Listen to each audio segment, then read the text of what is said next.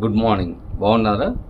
పరిశుద్ధాత్మ దేవుడు మరి ఒక నూతన దినాన్ని మన జీవితంలో అనుగ్రహించి ఒక నూతనమైన వాగ్దానము ద్వారా మనతో మాట్లాడి మనలను ఈరోజు బలపరచాలని, మన జీవితంలో అద్భుతమైన కార్యాలు చేయాలని ప్రభు ఆశపడుతూ ఉన్నారు. ఈరోజు మీరు కూడా ఎదురు చూస్తూ ఉన్నారని నమ్ముచూ ఉన్నాను. ఈరోజు వాక్యం చదువుకుందాం. బైబిల్ గ్రంథాలు మీ చేతిలో ఉన్నాయా? తీయండి. కీర్తనల గ్రంథము 94వ సంకీర్తన 22వ చరణమును చదువుకుందాం. యెహోవా నాకు ఎత్తైన కోట, నా దేవుడు నాకు ఆశ్రయ దుర్గము. దేవుని స్తోత్రం. భక్తుడు ఇక్కడ ఒక మాట తెలియజేస్తూ ఉన్నాడు. దేవుడు నాకు ఎత్తైన కోటగా ఉన్నాడు. మన దేవుడు మనకు కోటగా ఉంటే ఎంతో గొప్ప కార్యమండి. దేవుని బిడ్డలారా, ఒక ఇంటికి కాంపౌండ్ వాల్ ఉంటే ఎంత మనం సేఫ్టీగా ఫీల్ అవుతామో కదా. దొంగలు ఎవరు రావడానికి ఆలోచిస్తారు. ఎవరు కూడా లోపలికి తొందరగా రారు. కాబట్టి ఈ కాంపౌండ్ వాల్ మనకెంతో క్షేమమును భద్రతను ఇస్తుందని మనం తలస్తూ ఉంటాం. ఈరోజు భక్తుడు తెలియజేస్తున్నాడు, తన యొక్క కాంపౌండ్ వాల్ ఎవరంటే దేవుడు మాత్రమే. దేవుడు నాకు ఎత్తైన కోటగా ఉన్నాడు. నిజముగా దేవుడు మనకు కోటగా ఉంటే ఏ అపవాది మనలను ముట్టుకోడు.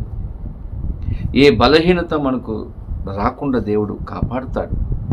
ఏ యొక్క కష్టము బాధ రాకుండా దేవుడు మనకు అడ్డు వేస్తాడు. దేవుని పిల్లలు, యోబు గ్రంథంలో మనం గమనిస్తాం కదా. అపవాది దేవుడితో ఒక మాట అంటాడు, నువ్వు యోబు చుట్టూ కూడా కంచె వేసావు కదా, నేను వెళ్ళడానికి నాకు అవకాశం లేదు.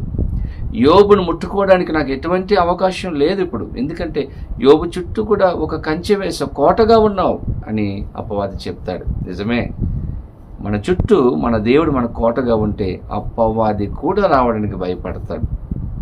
ఈరోజు అపవాది అనేక సమయాలలో మనలను బలహీనపరచాలని, శ్రమల గుండా నడిపించాలని, ఇబ్బంది గుండా నడిపించాలని ఎన్నో ప్రయత్నాలు చేస్తూ ఉన్నాడు. కానీ ఈరోజు మన దేవుడు మనకు కోటగా ఉంటే అపవాది కూడా, సమస్య కూడా, ఇబ్బంది కూడా, కష్టం కూడా, శ్రమ మన దగ్గర రాకుండా దేవుడు కాపాడుతాడు. దేవుడు కోటగా ఉండాలంటే మనం ఏం చేయాలి? దేవుని దగ్గరకు మనం రావాలి, దేవుని ఆశ్రయించాలి, దేవుని విశ్వాసం ఉంచాలి. దేవుని బిడ్డలుగా ఈ లోకంలో మనం జీవించినప్పుడు మనకు కోటగా ఉంటాడు. దావీదు చుట్టూ కూడా దేవుడు కోటగా ఉన్నాడు. సౌలు తన యొక్క రాజ్యాన్ని మర్చిపోయి, తన యొక్క పనిని మర్చిపోయి దావీదును చంపడానికి ప్రయత్నం చేస్తున్నప్పుడు, వెతుకుతూ ఉన్నప్పుడు దావీదు చుట్టూ కూడా దేవుడు కోటగా ఉండి సహాయం చేసి సౌలు చేతిలో పడకుండా దావీదును దేవుడు కాపాడాడు. నిజమే, ఈరోజు మన చుట్టూ, మన కుటుంబం చుట్టూ, మన బిడ్డల చుట్టూ, మన ఉద్యోగాలు, వ్యాపారాల చుట్టూ కూడా దేవుడు ఒక కోటగా ఉండి మనలను కాపాడాలని, దీవించాలని ఆశపడుతూ ఉన్నారు. అటువంటి కృపా సహాయములు పరిశుద్ధాత్మ దేవుడు వాగ్దానం వింటున్న ప్రతి ఒక్కరికి అనుగ్రహించును గాక. ఆమేన్. ప్రార్థన. పరిశుద్ధుడానికి వేలాది వందనాలు. చక్కని వాగ్దానం ఇచ్చారు అయ్యా. ఈరోజు మాకు కోటగా, మా ఆశ్రయ దుర్గమ్మగా మీరు ఉంటున్నందుకు మీ స్తోత్రాలు.